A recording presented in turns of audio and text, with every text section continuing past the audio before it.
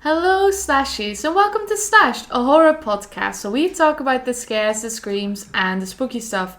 My name is Grace. And my name is Wouter. And today we are once again blessed by the presence of a very lovely guest host. Would you please introduce yourself to our lovely audience? Hello, my name is Beau, and I'm excited to be here. We're very excited to have you. Thank you for being on. And the film we'll be discussing today, the three of us, is none other than The Green Knight, which we once again were able to see in cinema. Yes, finally.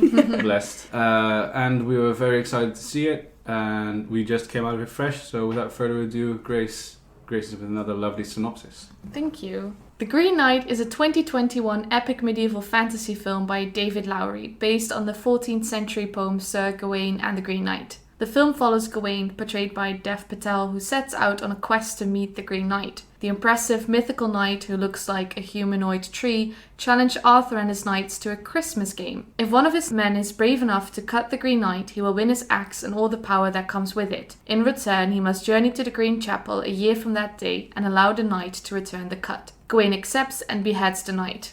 The Green Knight promptly gets up, collects his head, and vows to meet Gawain next Christmas. A year goes by, and Gawain journeys through a fantastical landscape on his way to the Green Chapel. Here he's met with multiple tests before reaching the Green Knight. After an existential crisis, Gawain removes his protective belt and allows the knight to kill him. Yes, thank you very much. That you did compress a 2-hour something film into a very nice short. That might be the shortest synopsis you've ever done. Yeah. Yeah, very nice. But we do always say usually a short synopsis indicates a good film. And what a good ass film this is. I loved this.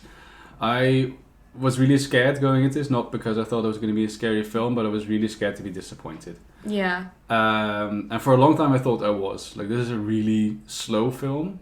So it took me a really long time to figure out whether I was liking it or not. So I was like, oh crap, it's really boring. But then it sort of grew on me as I was watching it. And when I came out of it, it's like, yes, this is awesome. Yeah. It certainly isn't for everyone. I think there's no shame in saying, this isn't...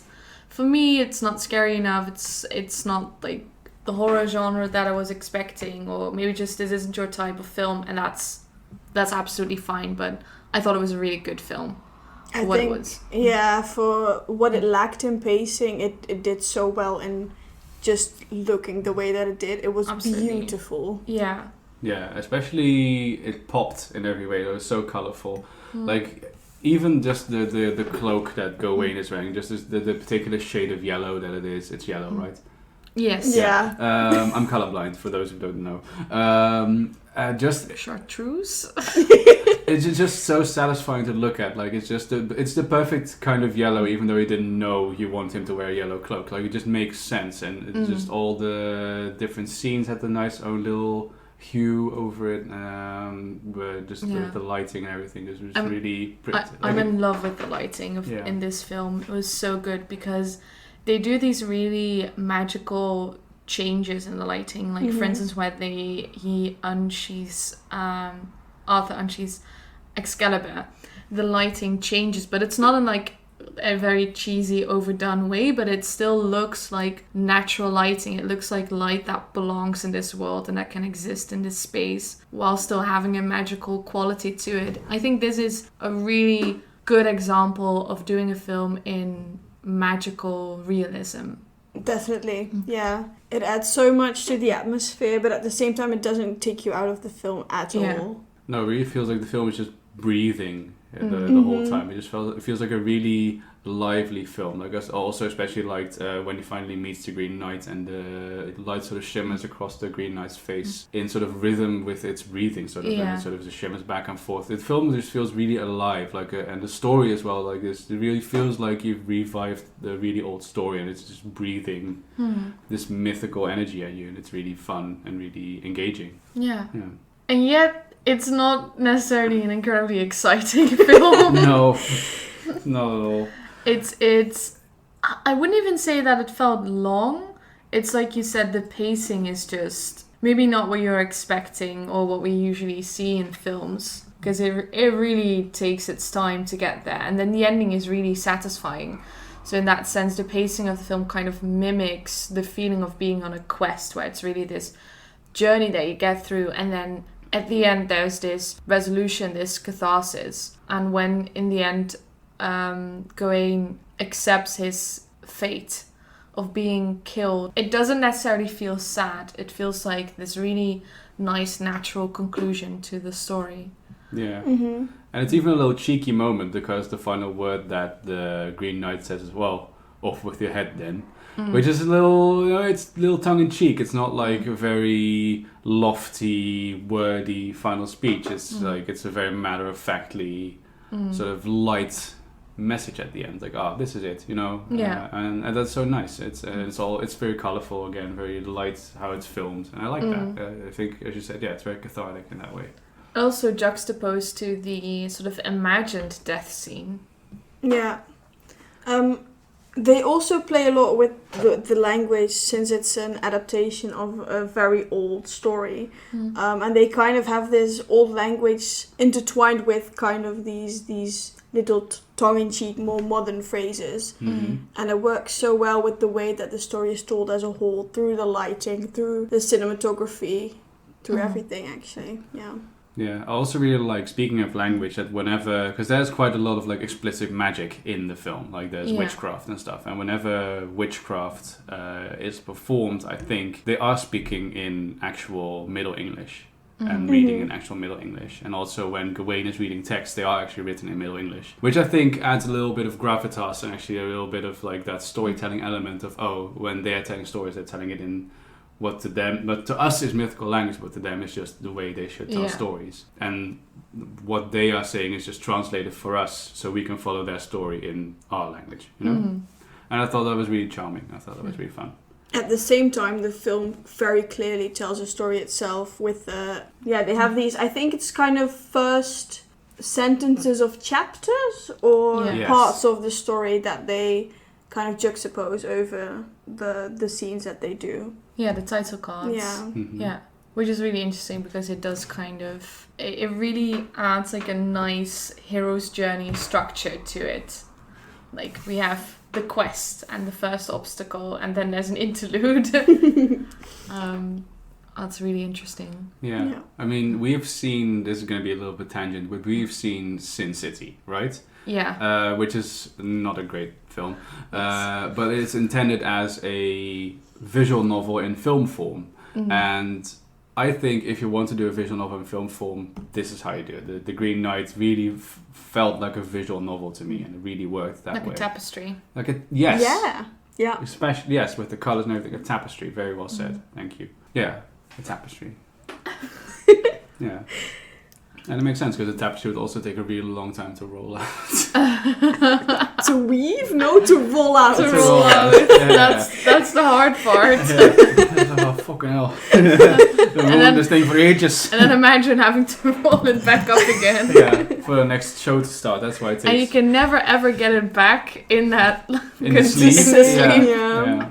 You have to have two people, one sitting on one end and the other having a knee on the roll. We might be cutting this, that's fine. But speaking of the aesthetic and just the look, I also just really liked, especially just the earlier scenes in the castle, how they looked. Like, I was really enthralled by just the whole throne room scene and the Christmas celebration. That felt really warm to me. Just really that genuine moment between the king and Gawain was really nice. But also I just liked how shitty and cramped the castle looks. Like, I love how everybody has to duck when they get through doors, and like when Dev Patel is sort of scooting his way past the wall up a little small shitty piece of stairs, because that is how castles used to be back in the day. They were dark, cramped, and cold, and I love that. I love that it feels like a real castle that's being lived in, and everything just makes sense and that sort of thing. I feel that a lot of media that depicts these kind of medieval castles, they do it in one or two ways, which is either it's very grand and like fairy tale like, or they're like, medieval times were gross and there's shit everywhere. And I felt like this still looked realistic in that it was small and it was kind of crappy, but it wasn't ugly. It was still an appealing place, and it was still very lively, and I felt like they really managed to capture that unique beauty of those structures, of those medieval castles.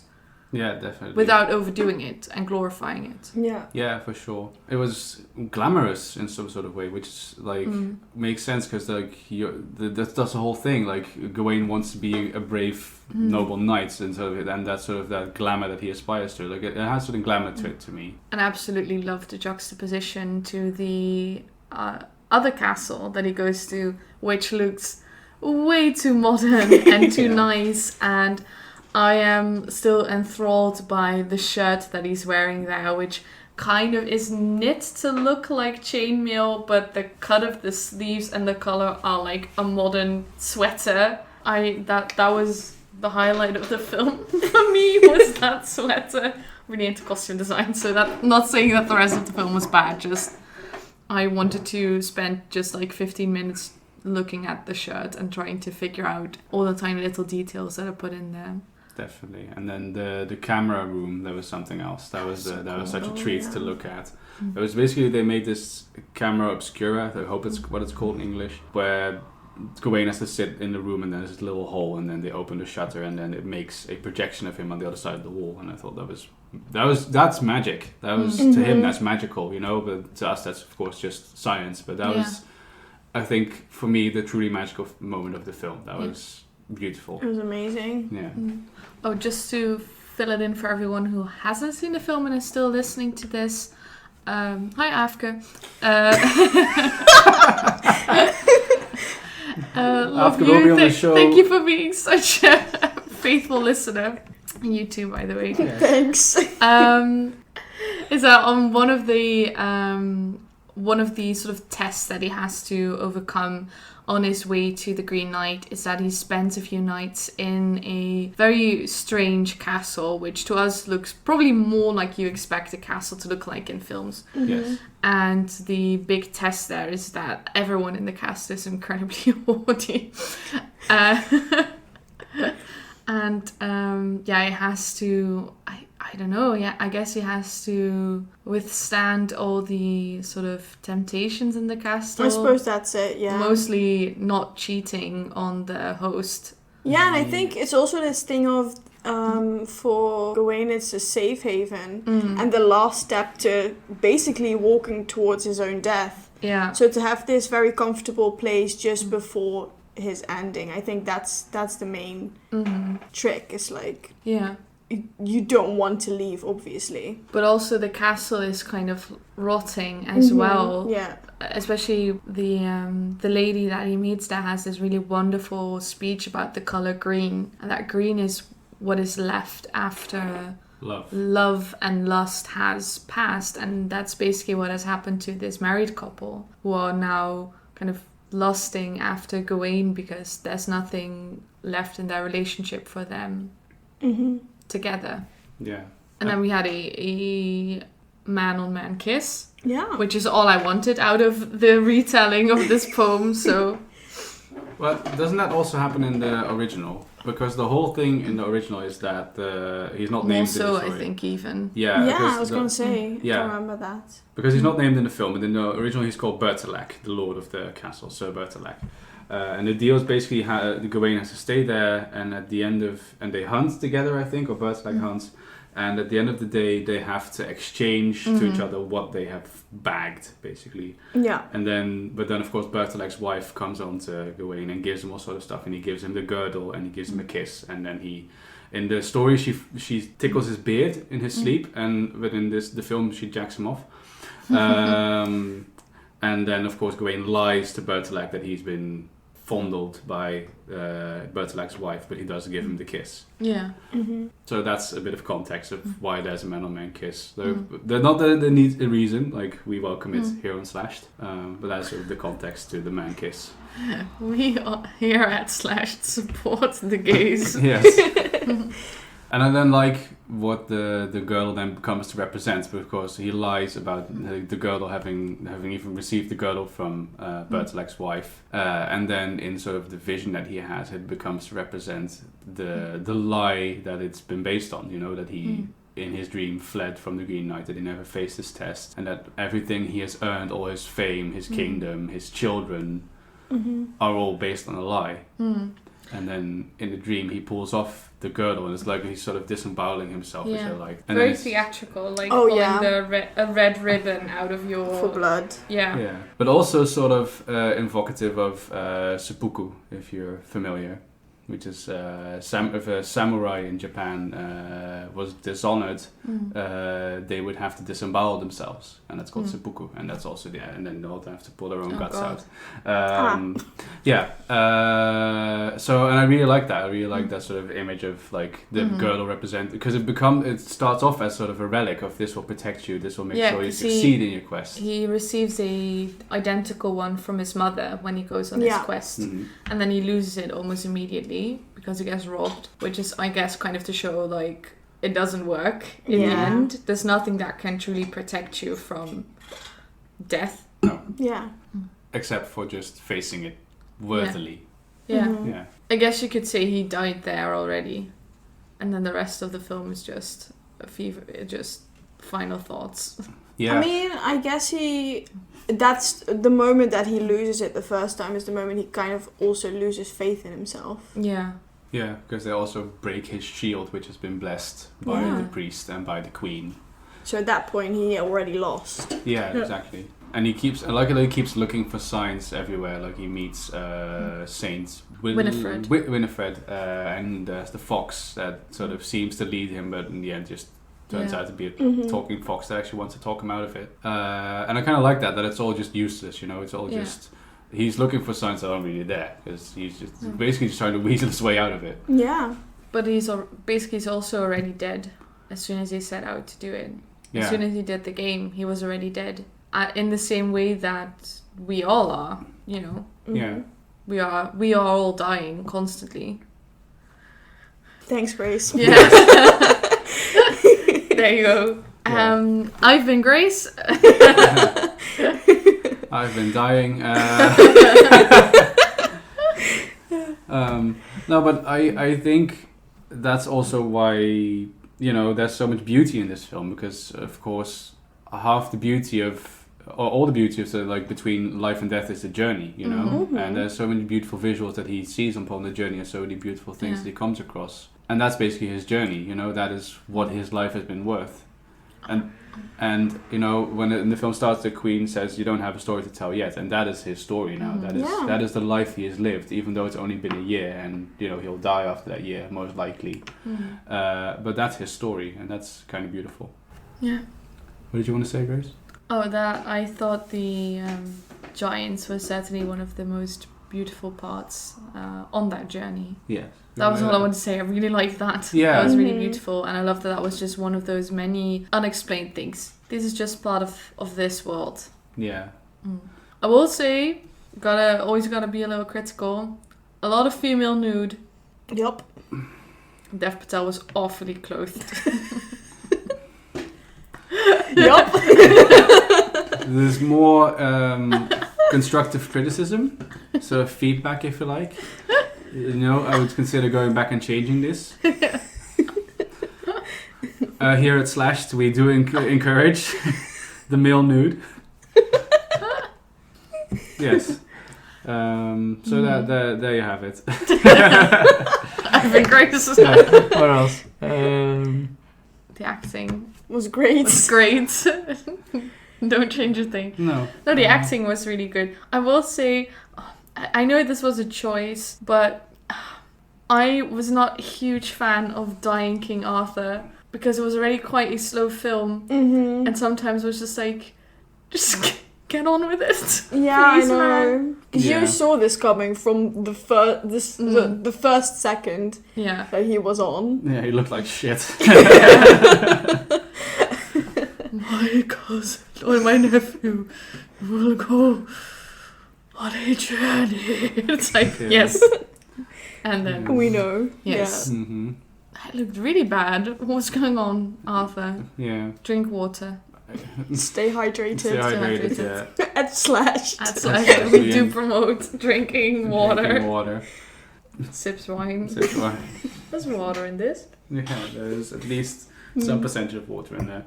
I was going to say something. Yeah, also just Dev Patel, you know, outstanding actor. Oh, amazing. Yeah. But I love how he goes from because Gawain is clearly just a boy still, a young boy who is frankly too stupid and brash to become a knight yet, and doesn't know what the real dangers of the world are. That's going to sound kind of the point of the film also. But I love how he walks that line from being overly brash and overzealous to just unprepared, scared shitless, and mortally terrified. Yeah, and also he, in sort of this vision that he has of this life that he could have if he just ran away from the knight and, became king and had a wife and everything. And a prince. And then lost the prince. Just that whole journey and the way that he then takes this character and has it go through all these life-altering changes is just beautiful. And all non-verbally, there's not a single word spoken in that sequence. Yeah. It's really beautiful. Yeah. He could have made that just a short film, just that sequence, and it would have been beautiful, Just from the moment he meets the Green Knight till the ending could be just bad. That's a cool thing. Yeah. You can just cut parts of this film, and take that slice, and it would just be a good short film. Yeah. It's really it.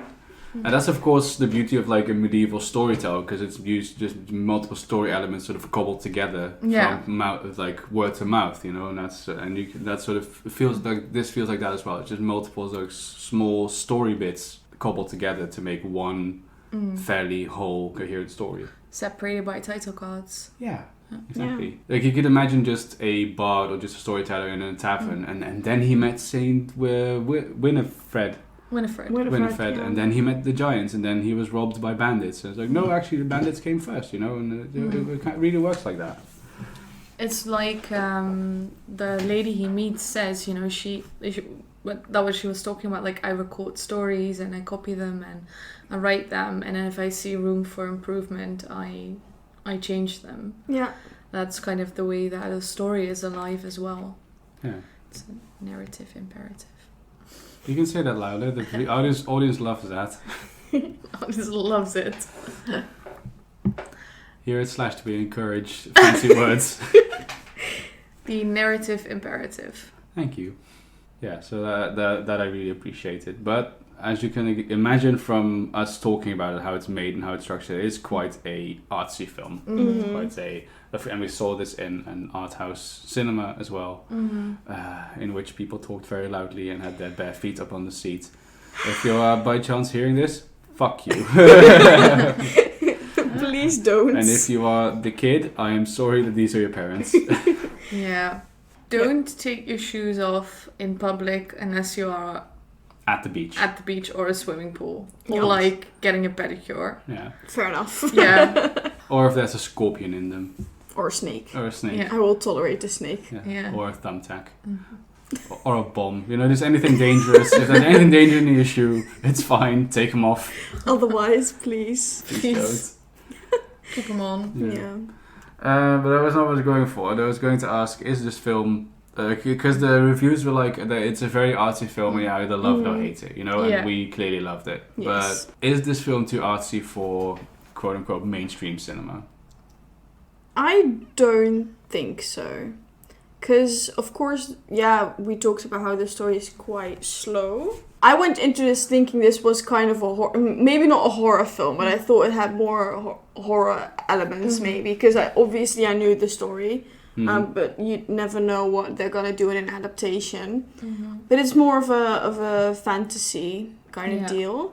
I don't think this is too artsy for mainstream cinemas, simply because I do think that the story has enough to keep the audience engaged. And I always encourage more artsy film in cinemas. I mean, and it's not like people...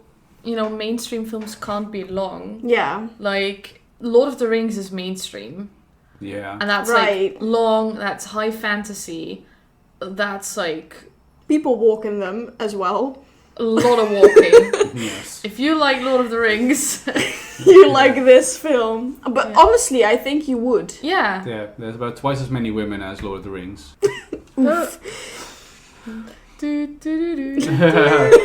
Yeah, we had a short discussion about the female characters, and I honestly believe that was like a real conscious effort to create more important female characters in the film. But the thing is, since everything, begins and ends with Gawain, so obviously everyone that is in the film has to have some connection to him or some direct impact on him. Yeah. And that does kind of lead to the fact that the 3 types of women we have is the queen, his mum, and then women who are trying to get in bed with him. It is what it is. It is an old story, yeah, unfortunately. And I was thinking, like, does this pass the Bechdel test? But we also don't see conversations between, 2 men, excluding Gawain. No. That are not about Gawain. Yeah. Yeah. So... And we talked about this in Spiral as well, that when there's just a character that's so integral to the story, the Bechdel test just kind of goes out the window. Yeah, because Spiral had, like, a really, like, important female character. Yeah, Angie, yeah. Yeah, and the same here, like, the queen, his mum, Essel, which is, like, his kind of girlfriend, the lady that he meets, Winifred, like, the majority of the important characters next to Gawain and the Green Knight are women in this film, so I think it did its best. Yeah, and I think since the film is literally a journey of his life, you can't really have anyone else have interactions without him or not about him. Because then it would feel like it was just written in there to fill a quota. Exactly. Have a female companion who is going to also journey with you. For no reason. Yeah. And even though, like, what you said, like, the adding characters that aren't necessary, even though this film is long, I don't feel like it messes around or anything. I don't feel... Like, the ending is a bit long, maybe, like, the dying Arthur could have maybe not been as slow. But I don't feel like the film fucks around or whatever. I don't think there's anything that I would cut. And there's also these scenes that are quite long, and you kind of want them to be, like, there's quite this long shot of him riding off, like, away from the village, and I don't necessarily would have wanted that to be shorter. No, because I really feel like that hammers home the feeling of, like, because he is on horseback and he's taken quite a long time to just walk down a road, and you're like, fuck, this guy's gonna be in for a long ride, The kids are, like, keeping up with him. Yeah. But that's the point, because he's going so slow because he doesn't want to go, but then when he comes back in the the alternative ending, I'm just gonna call it, he is so fast. Yeah. Oh, that's really nice. I didn't even think about that. Yeah. Yeah. I also love that, like, the first fucking crossroads that he gets to, he doesn't know where to go. He stands there, like, for a good 5 minutes, like, I have no idea where to go. No. And he just sort of guesses and just takes a direction. And then he's, like, riding north, and then this random kid is like, oh no, the other way's north, and he's like, I believe this instantly. Yeah. Sure thing. Thanks, kid, here's some money. Yeah, well, very reluctantly gives the child money. But that's so clever, though. I'm definitely going to steal this for D&D. Like, the kid turns out to be a bandit, and he leads them to an ambush of 2 other bandits. Yeah. And I think it's so clever that he asks him for a coin, because then he knows where he keeps his money. Yeah, and also he has money. Yeah, and then, I'm definitely going to use that for future D&D campaigns. I will keep this in mind. But they're all tests, like, he's like, because the kid supposedly leads him to the chapel, and then he asks, like, was there even a chapel? And then the kid says, we're standing in it. Yeah. And that's kind of the idea, like, all of the things that he encounters on his way are, like, belong to the test of meeting the Green Knight, which is accepting that you are going to die at the end of the journey. So you don't need a shield, and you don't need your sword, and you don't need the horse, you don't need you don't need the protective belt, because if you are stepping into the chapel, you should fully know and be fully prepared not to return. Yes, because once you're in a chapel, also you're in the house of God and in the hands of God, so you wouldn't need anything else. Yeah. I'm not sure if I was on the fence about this, because in the original story, it is fairly clearly hinted / fairly confirmed that the Green Knight is Sir Bertilac, right? The Lord of the Castle. Yeah. And here, of course, there's different actors, different voices, But do you guys think that was still implied? No. No, Okay. totally not. No. I think here Sir Bertilac, as his wife, were sort of nice temptations, distractions away from the path. I think pawns in the game, Yeah. but Yeah. not necessarily the Green Knight. No. Yeah. Was his wife played by The same the character same as as Essel? Essel? Yeah. I thought so, but I wasn't sure. Yeah. And I didn't see in the credits. Because they look very, I think intentionally at least look very alike. Yeah, Yeah. Yeah. they do. I don't know. Yeah. Let's see. Can I keep continuing Yeah, making as points? Essel and the lady. Okay. Awesome. That is such, Yeah. that is That's such a nice nice. touch. Yeah. Yeah. Well, I was thinking when we're talking about the bandits, also a big theme, at least for me in the film, is no good deed goes unpunished. You know, because and it's also sort of this idea of exchange, like you never do something for free, or at least that's what Gawain comes to learn or comes to think. You know, because the boy asks him a coin for his service, and then of course the bandits are bad characters, so that's ascribed to be a bad trait. And then Winifred, I keep forgetting her name, asks Gawain, "Can you retrieve my head from the wellspring?" And then he's like, "Do I get anything in return?" And then he gets scolded for that. And I think that's also for me a little theme in the film. Like good deeds should be done with not expecting anything in return. Like that is a truly knightly thing to do. Yeah. And that's also why the alternate ending is so bleak, because he expects to be rewarded for being a knight and being brave, but that's not how it works. I do think that he already gets this fame, this idea of being an honorable knight already the moment that he slays the Green Knight in the first place, but then he needs to pay for it a year later. Yeah. Right. Because it was very strange to, well, not strange, like it really works, but like if you think about it, like he wins the axe, Yeah. and the axe has certain powers, but he immediately locks it away because he doesn't want to have anything to do with it, and he just continues to basically live almost exactly as he did before. Yeah, he has his portrait taken, and people do like a puppet show of his life, but that's it. Yeah. He doesn't want anything to do with it, actually. No. Which is so odd. No. Because then why do the challenge at all? Right? Because he feels that's what he's supposed to do. Yeah. That's he's been told that is his, or at least the task of a knight, which is of course funny because he's in a room full of knights because they're at the round table and none of the knights actually step up and do the challenge. Because they all know what the challenge actually entails. Yeah. I think that maybe the people around Gawain already kind of accepted him as a knight and as a hero, but then he himself definitely did not until the game was finished. Yes, indeed. But then, indeed, why do it in the first place? Yeah. And the king even says it to him because Gawain says something like, these knights have shed more than enough blood to be closer to you than I am, your nephew. And then the king says, well, that's not as important as you being my sister's boy. Yeah. You know, it doesn't have to prove himself. Like, Arthur don't give a fuck, he's dying. Yeah. It's Christmas, have some fun. Have merry. I love that expression, we will have merry. Yeah. I really like that. I will use that in daily life. I do think it's this idea of, to quote another great writer, who lives, who dies, who tells your story. This is Hamilton. might be. Can't escape him.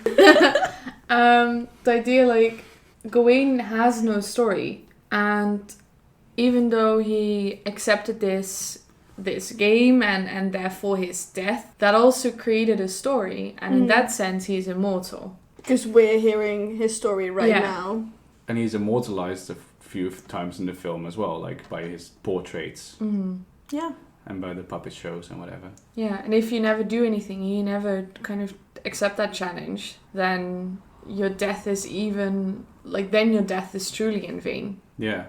Which is also sort of showcased by the battlefield he comes across, he comes across a battlefield where he also meets the kid who robs him. Yeah. And he's so shocked that these people won't get buried because he just, because he doesn't expect death to be like this, Yeah. These people just go rot unremembered, even though they fought harder than he ever did before that. Although I do kind of like this idea that the kid says, like, well, they'll get buried. They'll get buried by the green. Yeah. Yeah. Nature will do its thing, and Yeah. I really like the way the Green Knight looked. yeah, that was awesome. Yeah. That had to be practical, right? At least I don't know. partially. Partially, yeah. Yeah. Yeah. Because it's clearly Ralph Ineson's face. Yeah. You could tell, yeah. Well, why I think it's practical is because I think it's some sort of mask and then they painted around his eyes. Yeah, I think so. Yeah. They did the Batman thing. Yeah. Yeah, I mean, we've seen Sexy Beasts on Netflix, and face masks can get pretty impressive, so... Please, Nick. Okay, but I staying... want to see some real horror. Yeah, man, that's such a weird-ass show. Yeah. Yeah. But staying on the Green Knight, like the character, man, Ralph Ineson is just the perfect cast for this guy. It's got such an awesome, deep voice, but it's like the Green Knight's not a bad guy. He just sort of is, you know. He's just this mythical force, and his voice is sort of mythical and soothing in that way, and almost inviting even. Like, I even love the moment that Gawain is about to get his head chopped off, and then these little Christmas bells begin to chime because it's Christmas, and it's almost like evocative of Santa Claus, with this deep-voiced bearded man sort of ringing the Christmas bells at Christmas. It's also never implied that the Green Knight's evil, in a sense. No. Because constantly, when the moment's there and Gawain's getting his head chopped off, Gawain asks him to wait, and he always does. Like, he's not an evil force. No. And we were talking about this earlier, like, Gawain was the one who, like, was like, we're gonna chop off some heads. Like, obviously that, like, is necessary because it's a metaphor for death, blah, blah, blah, blah. But also, if someone is like, we'll do a game, right? You'll cut me, and then in a year, I'll cut you exactly the same. He even says it could have been, like, a scratch or something. And he straight up went for the head because he wanted to prove something. Yeah. He was going to slay the Green Knight. You didn't have to. No. Could have just been a pinky. Yeah, little Nicky Pinky. That's what I would have done. That's Fair what enough. I will do when the moment comes. Would you even accept the challenge? Yeah. It's kind of rude not to. It's Christmas. Well, you're not the only person in the room. So, I would do it. I would just, like, kind of cut his finger. And then I would... Tickle him a little. Yeah. That's it. I would just, like, be like... There you go. Now, see you next year. Would you like some glühwein? I'm not gonna be rude to him. Never be rude to like an unexpected magical visitor. No, that's true. No. Because then your whole household gets turned into furniture. Exactly. Yeah. But then also in a year time, you have to travel 6 days just to get your finger nicked. Which is also a bit annoying. So? It's better than getting your head chopped off. Yeah. And it could all be avoided by just not doing it. Yeah. But then you also get a magical axe. Yeah. Yeah, true. And then there would be a story about how I nicked the Green Knight's finger. Worth it. Yeah. For the gram. Really weird, Grace. I was like, what? It's a cool drinking story, I guess. It will beat everyone at Never Have I Ever. I also feel like I wouldn't get robbed. No, that was I quite... just feel that in my bones. I've been robbed enough in my life. Statistically, Statistically. it's impossible. Because Well, I you would have have not followed the directions because I would have brought a compass Yeah. or a and- map. Fair enough. And you probably have the foresight of not trusting men, so... Yeah. It would have just like been writing there and he would have talked to me and I would have just been like, no. Yeah. These people are dead and you aren't, that's fucky. Yeah. You. You. We are mimicking a horse, by the way. You can't see this Yes. through the microphone. We are very... Yes. Yes. And on that note... Do you have any other points that we want to talk about? Yeah, I mean, I do think there's something really powerful about like taking this sort of like very important kind of quintessential historically English story and casting someone with Indian heritage in the main part. Yeah. Yeah. And then also having plenty of people of color sort of inhabit the story, because you could see people of all sorts of ethnicities walking around in the castle, and of course Gawain's mum is also of color. Yeah. So I really like that. I really, I just feel, and it's not like that's not a thing in the film. Like it's not made a big deal out of that. These people just exist, and that's really nice, you know. And also the fact that his mum is Arthur's sister. Yeah. Even though Arthur is white. White, Yeah. And then his children are also, even though his wife is also white, are also of color. Gawain's children. Yeah. Gives it an extra layer in today's Yeah. Britain, I suppose. Yeah. Yeah, so it shows that it's all our story, or all their story at least, because we're not in Britain. No. We are in fact not British. No. I think you could tell by my voice. Grace can fool anybody, but I'm not sure if I sound British. no, not anymore. Let us know in the comments. Yeah. If anything, at one point, maybe I could pass as Irish. Yeah. Also, Beau, let's be real, you are the comments. I will comment this. Yeah. Comment on Whoa, that. you're not native? Question mark. Yeah. I would have never known. Yeah. Also, I was looking into our Spotify stats the other day, speaking of audience, and there's one person from Finland who listens to our podcast. I love that. If you are this one person from Finland, kiitos. And please reach out to us. Is that thank you? Yes. Oh, kiitos. Thank you. Thank you. Tak tak. No, Tak, that's tak. Swedish. I'm Yeah. sorry. So. So we have somebody from Finland, a few Canadians, and one French person, and the rest are all Dutch. Merci. Merci. And to the Dutch people, bedankt hè. You. And I think on that note, I've been Grace. I've been Wouter. I've been Beau. And you've been slashed.